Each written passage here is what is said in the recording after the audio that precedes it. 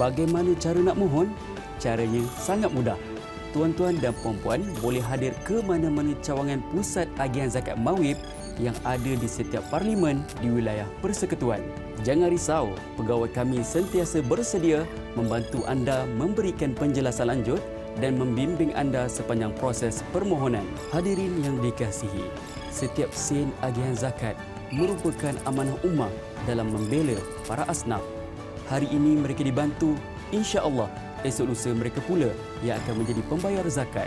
Untuk maklumat lanjut, sila layari www.mawib.gov.my atau hadir terus ke kaunter agihan zakat Mawib yang berhampiran. Mawib berbakti berjasa.